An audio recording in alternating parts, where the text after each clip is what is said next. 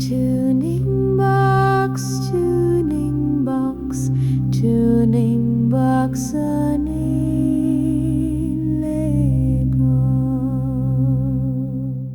Assalomu alaykum, hammaga xayrli kun, boshlang kuningiz xayrli, barokatli bo'lsin. Bugun ishxonamizda ID Tour avtomobili farasini yoqib ko'ramiz. Qaranglar, farasida muammo bor ekan.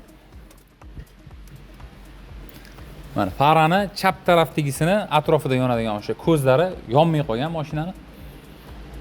Mana bu birinchi ozgina ko'karib turib, o'chib qolganda, keyin yonmasdan mana shu holatga kelib qoldi. Endi buni nima bo'lganini, qanaqa holat bo'lgan ichlarini menga ham hozir noma'lum. Buni ochgandan keyin bilinadi. Shunga o'xshash har xil muammolar bo'ladi. Shu turdagi hozirgi chiqayotgan zamonaviy mashinalarning muammosi deyarli bir-biriga o'xshash bo'ladi. Farani yechamiz, ochib ichini bitta ko'ramiz, nima bo'lgan, qanaqa hal qilamiz, hammasini qisqacha tushuntirib o'taman. Kuzatib turib, bitta like bosib qo'yishni unutmanglar.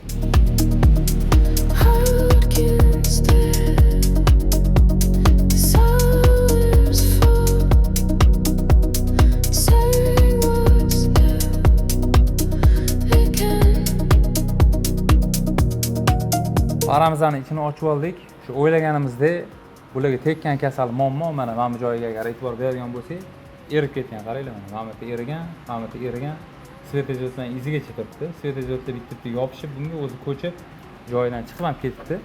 Buni hammasini mana platasidan chiqarib olib, kuygan svetodiodlarni hammasini alishtirib chiqdik. Mana hozir bu yerda oq svetodiodlarimiz mana yonyapti hammasi. Saro svetodiodimiz ham bittasi tushib qolgan ekan. Mana uni ham to'g'rilib oldik. Bu поворотники, mana gabaritlarda yonadigan o'sha liniyalarimizning svetodiodlari hammasi vasстановление bo'ldi. Endi mana shu joyini vasстановить qilib olamiz. Keyin faramizni sekin yopsak, yig'sak bo'ladi. Farani oynasini ochmasak bo'lmadi, chunki mana bu joyini yaxshilab ishlov berish uchun ochmasdan qilish baribir chiroyli chiqmaydi. Mana endi buni sekin bu yoqqa ishlov beramiz. Mana avtomobilimizning faralarini ham va nihoyat qilib oldik. Mana o'ng taraf, chap taraf bir xil chiqdi, e'tibor berishingiz mumkin. Buni o'sha ichidagi trubkasini chaqlab olib tashlab, taxminan 0,5 santimetr trubka kaltalashdi. Joyiga keltirib, svetodiodlarning hammasini yengilab, mana yangi ko'rinishga olib keldik. Xudo xolasa mana bu yoq taraf fara ham bu yoq taraf bilan bir xil chiqdi. Mana. Agar buni hozir qilinmasa, polniy farani almashtiriladigan holat edi, lekin ish oson bo'lmadi. Oson bo'lmadi-yu, lekin natijasi xudo xolasa chiroyli bo'ldi. Shunga o'xshagan muammolar bunaqa farali mashinalarda ko'p uchrab turadi. Ayniqsa BMWlarda juda ham ko'p uchraydi, Mercedeslarda ham bo'ladi. Mana shunaqa liniyali yonadigan farlarda uchraydigan muammo. Shunga o'xshash muammolar bo'lsa, bemalol murojaat qilavering. Qanaqa avtomobil bo'lishidan qat'iy nazar, qo'ldan kelgancha xudo xolasa chiroyli qilib beramiz. Kuzatishda davom etib turinglar.